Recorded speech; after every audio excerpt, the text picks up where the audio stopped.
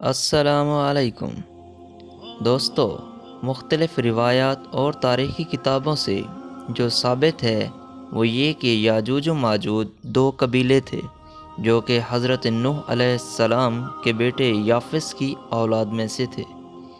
یاجوج اور ماجوج دو سردار تھے جنہوں نے ایک دوسرے کی بہنوں سے شادی کی اور قسم کھائی کہ وہ اب اپنے خون میں ملاوٹ نہیں کریں گے۔ ان کی عورتیں ایک ہی حمل میں بیک وقت 4 بچے جنتی تھیں، اور یہی سبب ہے جس کی وجہ سے ان کی نسل بہت زیادہ پھیل گئی۔ یہ انسان اور کافر ہیں، یہ جس جاندار کے پاس سے گزرتے اسے کھائے جاتے تھے۔ یہ موسم بہار میں اپنے گھروں سے نکل کر سارا سبزہ کھا جاتے اور خشک چیزیں اٹھا کر لے جاتے تھے۔ ان کے پنجے اور دانت درندوں جیسے اور ان کے بال اتنے لمبے ہیں کہ جسم چھپا لیتے ہیں۔ اس وقت دنیا میں ہماری آبادی کے ایک انسان کے بدلے یاجوج و ماجوج کی قوم کے 10 افراد موجود ہیں، یعنی یاجوج و ماجوج کی قوم ہم سے 10 گنا زیادہ ہیں۔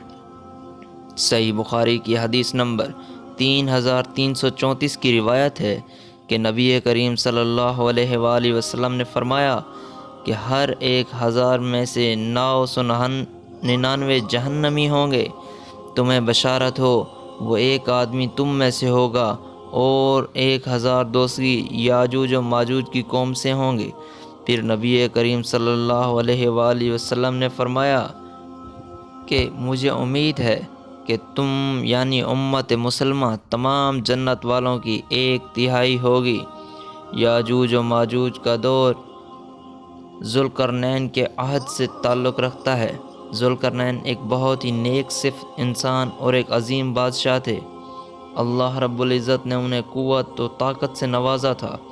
انہوں نے مشرق سے مغرب تک اپنی حکومت قائم کر لی تھی۔ تمام بادشاہوں اور ممالک پر انہی کی مطلق اور اعلانی تھی، اور انہوں نے مشرق اور مغرب کے دور و دراز کا سفر طے کیا۔ ان کا تذکرہ قرآن مجید کی سورۃ الکہف کی آیت نمبر 83 سے لے کر 98 تک ملتا ہے، اور ان کی تفسیر ہمیں احادیث میں ملتی ہے۔ اس زمانے میں یاجوج و ماجوج نے قتل و غارت کا بازار گرم کر رکھا تھا۔ وہ ایسے وحشی تھے کہ انسان کو زندہ چیر پھاڑ دیتے تھے، اور خون کی ندیاں بہانا ان کا معمول تھا۔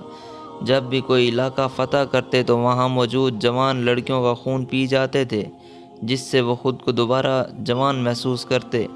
پھر جب حضرت ذوالقرنین فتوحات کرتے کرتے یاجوج و ماجوج کے قریب پہنچے تو وہاں کے لوگ ان سے شکایت کرتے کہ ہمیں کسی طرح اس ظالم قوم سے نجات دلائیں۔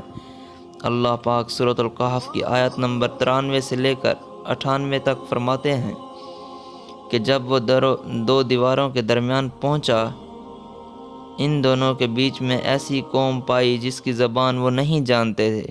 انہوں نے کہا، اے ذوالقرنین، یاجوج و ماجوج اس ملک میں بڑے بھاری فساد ہیں، تو کیا ہم آپ کے لیے کچھ خرچ کا انتظام کر دیں، اس شرط پر کہ آپ ہمارے اور ان کے درمیان ایک دیوار بنائیں؟ اس نے جواب دیا کہ میرے اختیار میں میرے پروردگار نے جو دے رکھا ہے وہی بہتر ہے۔ تم صرف قوت و طاقت سے میری مدد کرو، میں تمہارے اور ان کے درمیان مضبوط حجاب بنا دیتا ہوں۔ مجھے لوہے کی چادریں لا دو۔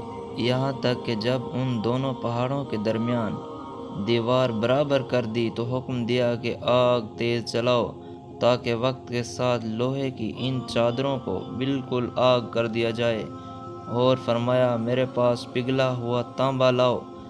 اس طریقے سے یاجوج و ماجوج اور اس قوم کے درمیان ایک دیوار بنا دی گئی جس کے اوپر یاجوج و ماجوج نہ چڑھ سکتے تھے اور نہ ہی اس دیوار میں سوراخ کر سکتے تھے۔ پھر ذوالقرنین علیہ السلام نے ان لوگوں سے فرمایا، یہ صرف میرے رب کی مہربانی ہے، لیکن جب میرے رب کا وعدہ آ جائے گا تو اس زمین بوس کر دیا جائے گا۔ میرے رب کا وعدہ سچا اور برحق ہے۔ اب آپ یہ تو جان چکے ہیں کہ یاجوج و ماجوج کو کس نے قید کیا، لیکن سوال اب یہ ہے کہ وہ کب اور کیسے اس دیوار کو گرا کر باہر آئیں گے۔ اس بارے میں ابن ماجہ کی حدیث نمبر 4080 پیش کرتا ہوں۔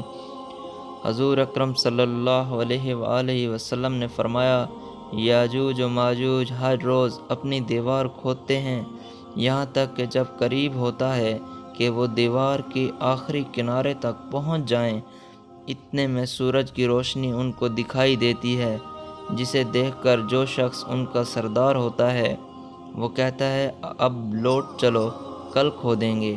چنانچہ اللہ رب العزت اپنی قدرت سے اس دیوار کو رات بھر میں پھر ویسے ہی مضبوط بنا دیتا ہے جیسے وہ پہلے تھی، یہاں تک کہ جب ان کی مدت پوری ہو جائے گی اور اللہ تعالیٰ کو ان کا خروج منظور ہوگا تو وہ عادت کے مطابق دیوار کھودیں گے اور معمول کے مطابق دیوار کے آخری حصے پر پہنچنے کے بعد انہیں سورج کی روشنی دکھائی دے گی، تو اس وقت ان کا سردار کہے گا اب لوٹ چلو، انشاءاللہ کل کھودیں گے، یعنی وہ لوگ انشاءاللہ کا لفظ کہیں گے۔ چنانچہ اس دن وہ لوٹ جائیں گے اور دیوار اسی حالت پر باقی رہے گی جیسے وہ چھوڑ کر گئے تھے۔ پھر وہ صبح آ کر اسے کھودیں گے اور اسے کھود کر باہر نکل جائیں گے۔ محدثین اور مفسرین میں یاجوج و ماجوج کی قوم اور ذوالقرنین کی دیوار کے حوالے سے بہت سے اختلاف پائے جاتے ہیں۔ اب تک 5 ایسی دیواریں سامنے آ چکی ہیں جن کے بارے میں قیاس کیا جاتا ہے کہ ان کے پیچھے یاجوج و ماجوج کو قید کیا گیا تھا۔ ان میں سے ایک دیوار چین بھی ہے، لیکن یہ آج کل کے مصالحہ سے بنی ہوئی ہے، اس میں تانبا اور لوہا نام کی کوئی چیز نہیں ہے۔ یمن میں دیوار مارب کے بارے میں بھی ذوالقرنین ہونے کا گمان کیا جاتا ہے، لیکن یہ سیلاب روکنے کے لیے بنائی گئی تھی۔ ایک صحابی نے رسول اکرم صلی اللہ علیہ وآلہ وسلم سے عرض کیا کہ میں نے اس دیوار کو دھاری دار چادر کی طرح دیکھا ہے، جس کی ایک دھاری سرخ ہے اور ایک کالی ہے۔ اس پر آپ صلی اللہ علیہ وآلہ وسلم نے فرمایا، واقعی تم نے اس کو دیکھا ہے، باقی یہ دعویٰ کہ سائنس کی ترقی کی وجہ سے اب دنیا کا کوئی کونا چھپا نہیں ہے، یہ دعویٰ غلط اور بے دلیل ہے۔ جس دیوار کی اور جس قوم کی حق تعالیٰ نے خبر دی ہے وہ صحیح اور درست ہے اور اس پر ایمان لانا واجب ہے اور اس کی تصدیق کرنا فرض ہے۔ ہو سکتا ہے کہ ہم کو اس دیوار کا موقع محل معلوم نہ ہو۔ اب یہ سوال پیدا ہوتا ہے کہ پہلے دجال کا ظہور ہوگا یا پہلے یاجوج ماجوج کا؟ صحیح مسلم کی روایت میں حضور اکرم صلی اللہ علیہ وآلہ وسلم فرماتے ہیں، جب دجال کا ظہور ہو جائے گا تو حضرت عیسیٰ علیہ السلام دمشق کے مشرقی جانب سفید مینار پر زرد کپڑے پہنے ہوئے 2 فرشتوں کے بازوؤں پر ہاتھ رکھے ہوئے اتریں گے۔ ان کی سانس کی بھاپ جس طرف جس کافر کو بھی پہنچے گی وہ ہلاک ہو جائے گا۔ حضرت عیسیٰ علیہ السلام دجال کو باب لد کے مقام قتل کر دیں گے، پھر اللہ کے حکم سے حضرت عیسیٰ علیہ السلام مومنین کو کوہ طور پر لے جائیں گے، کیونکہ اس وقت یاجوج و ماجوج کا ظہور ہوگا جن کو کبھی شکست نہیں ہوئی ہے۔ یاجوج و ماجوج ہر بلندی سے پھیل جائیں گے۔ جب یاجوج و ماجوج ظاہر ہوں گے تو اتنی زیادہ تعداد میں ہوں گے کہ ان کا پہلا گروہ ہی بحیرہ طبریہ کا سارا پانی پی جائے گا، اور جب ان کا آخری گروہ بحیرہ طبریہ پہنچے گا تو گمان کرے گا کہ کبھی یہاں پانی ہوتا ہی نہیں تھا۔ زمین کو فتح کرتے کرتے وہ بیت المقدس تک پہنچیں گے تو کہیں گے ہم نے ساری دنیا فتح کر لی، اب آسمان کو بھی فتح کیا جائے، تو وہ آسمان پر تیر پھینکیں گے جو خون آلود ہو کر واپس آ جائے گا۔ یاجوج و ماجوج کہیں گے کہ ہم نے آسمان بھی فتح کر لیا، دنیا میں قحط پڑ جائے گا کیونکہ وہ سارا پانی پی جائیں گے اور ساری فصلیں کھا جائیں گے۔ جب حضرت عیسیٰ علیہ السلام اور ان کے ساتھی جو کہ کوہ طور پر محصور ہوں گے وہ اللہ سے دعا کریں گے، اے اللہ پاک، اللہ رب العزت اللہ رب العزت حضرت عیسیٰ علیہ السلام کی دعا قبول کرے گا اور یاجوج و ماجوج کی گردنوں میں ایک کیڑا پیدا ہو جائے گا جس سے ساری قوم ہلاک ہو جائے گی۔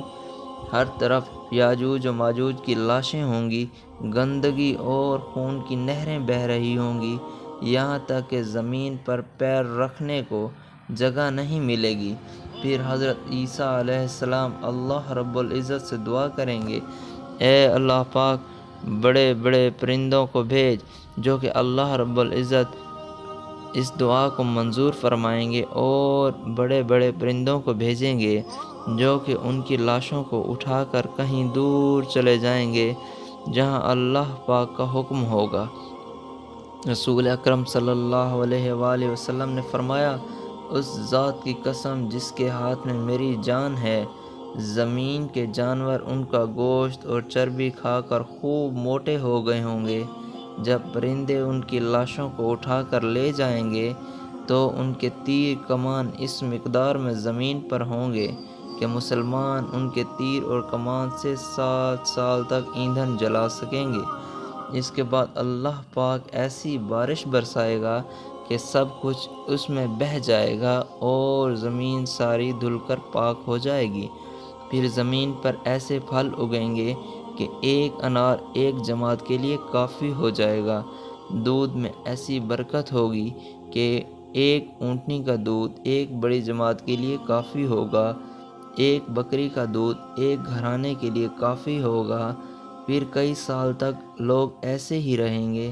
پھر اللہ پاک ایک ٹھنڈی ہوا بھیجے گا جو سارے مؤمنین کی جان لے لے گی، اور باقی لوگ دھوکے کی طرح کھلے عام زنا کریں گے، ظلم اور زیادتی پھیل جائے گی۔